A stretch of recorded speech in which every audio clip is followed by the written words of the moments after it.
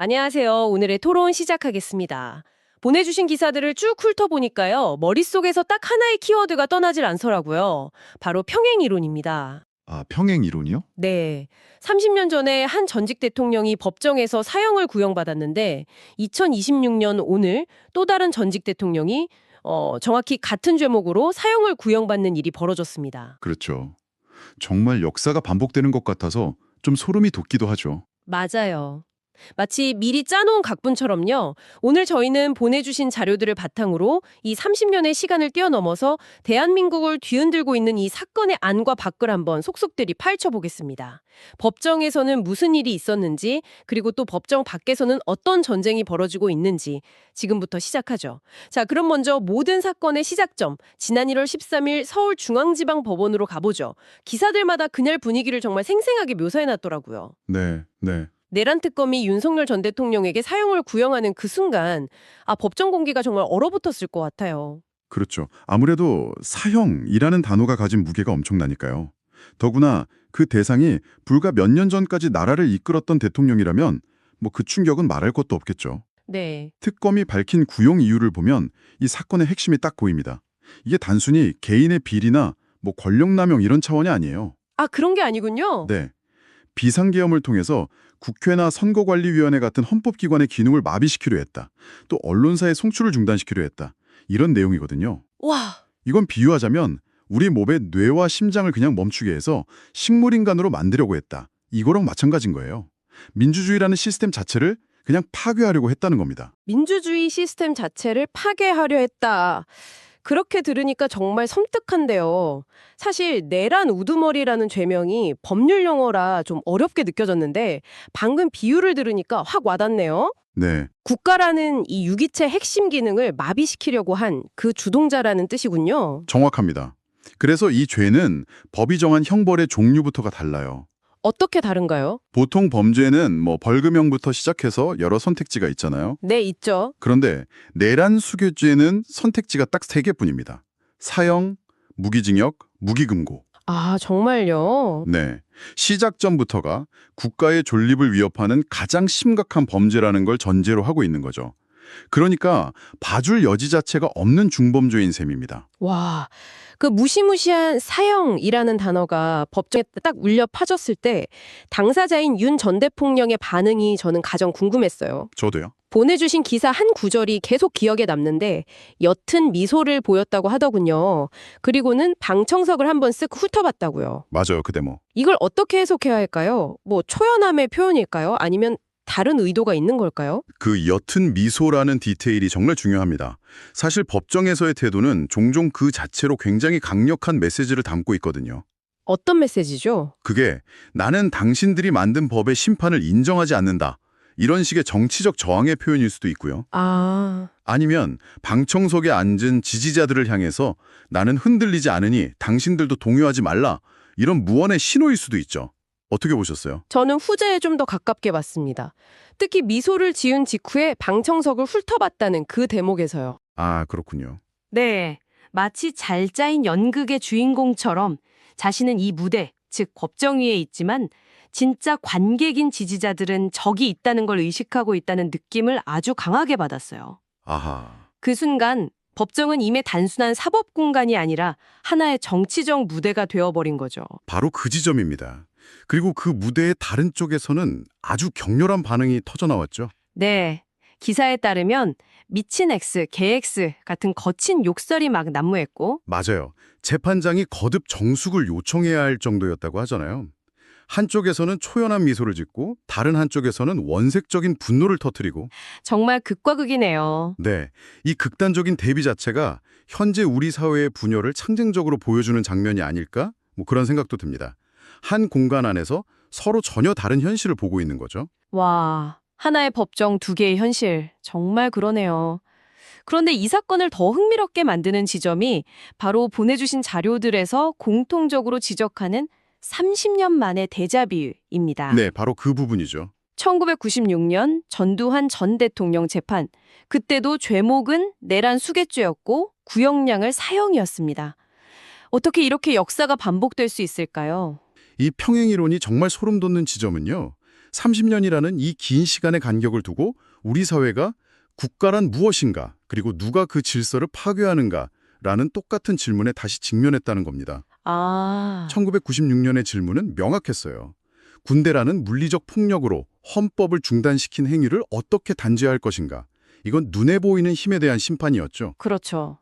총과 칼로 정권을 잡고 민주주의를 짓밟았으니 뭐 그에 대한 단죄는 어찌 보면 당연한 수순이었고요. 맞습니다. 그런데 2026년의 상황은 조금 더 복잡한 것 같아요. 맞습니다.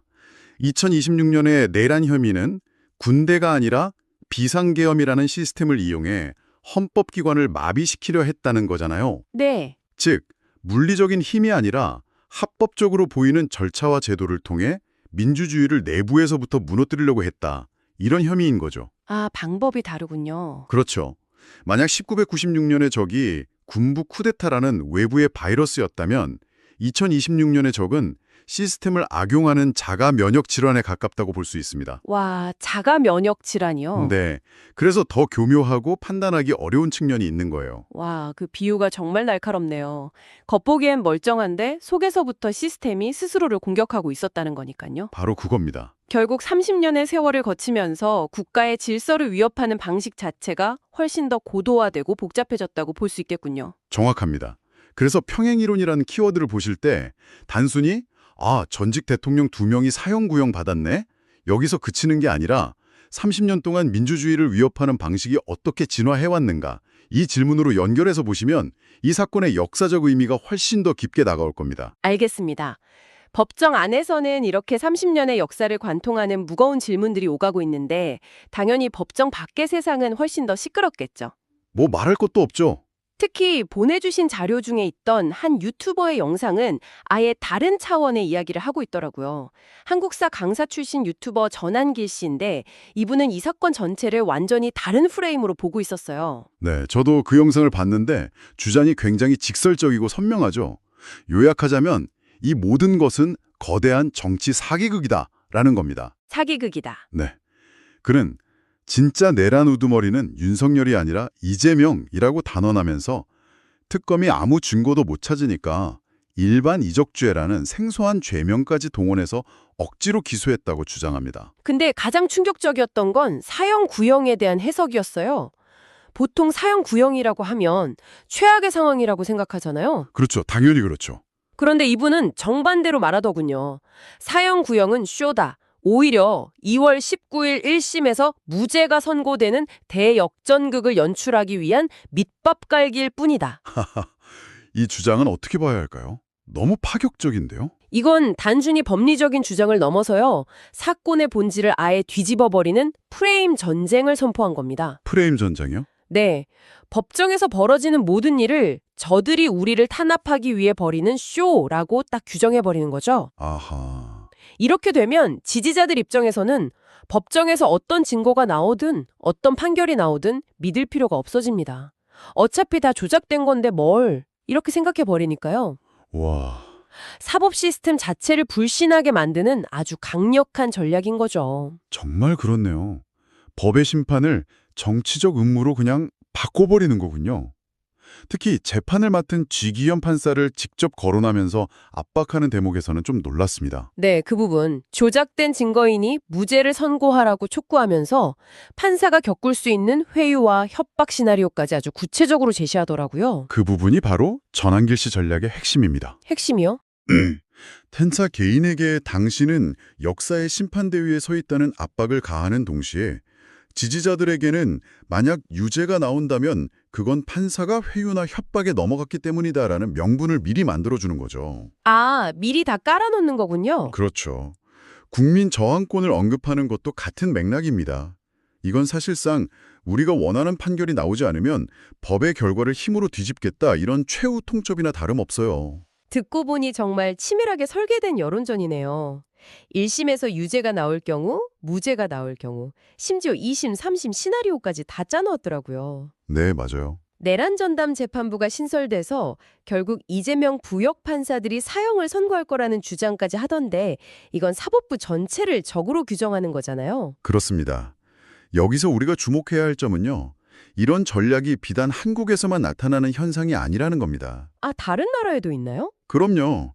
전 세계적으로 포퓰리즘 지도자나 그 지지 세력들이 기존의 사법 시스템이나 언론 같은 제도권의 권위를 무너뜨리기 위해 사용하는 매우 전형적인 방식이거든요. 온라인 미디어를 통해 지지자들을 직접 선동하고 부패한 엘리트 대 순수한 우리라는 구도를 만들어서 제도 자체를 공격하는 거죠. 보내주신 영상 속 주장은 이런 세계적인 흐름과 정합치 궤를 같이 하고 있습니다. 그러고 보니 그 영상에서 가장 인상 깊었던 말이 유튜버가 대한민국을 살린다는 거였어요. 아, 맞아요. 그 말도 있었죠. 좌파 언론은 미친 듯이 윤석열 사형하라고 협박할 테니 우파 유튜버를 많이 구독하고 좋아요를 눌러달라고 호소하더라고요. 이제 전쟁터가 완전히 바뀐 것 같아요. 광장이 아니라 유튜브, 국회가 아니라 온라인 커뮤니티가 된 거죠. 맞아요. 이제 구독과 좋아요가 단순히 콘텐츠 소비 행위를 넘어서 정치적 신념을 표현하고 세력을 결집하는 투표 행위가 된 시대입니다. 투표 행위요? 네. 전한길 씨는 그 점을 정확히 꿰뚫어 보고 있는 거죠. 자신의 채널을 단순한 방송국이 아니라 지지자들을 모으고 조직하고 행동하게 만드는 디지털 정당이자 온라인 사령부로 활용하고 있는 겁니다. 와, 이것이 바로 30년 전 전두환 재판 때와는 질적으로 달라진 2026년의 새로운 정치 투쟁 방식이라고 할 수 있겠습니다. 자, 그럼 오늘 이야기를 한번 정리해봐야 할 것 같습니다. 보내주신 자료들을 따라가 보니 지금 대한민국에서는 두 개의 재판이 동시에 열리고 있는 것 같아요. 두 개의 재판이요? 네. 하나는 서울중앙지방법원이라는 물리적 공간에서 법률과 증거를 가지고 열리는 공식 재판이고요. 다른 하나는 유튜브와 소셜미디어라는 가상 공간에서 여론과 믿음을 가지고 열리는 일종의 인민재판입니다. 아, 정확한 정리입니다.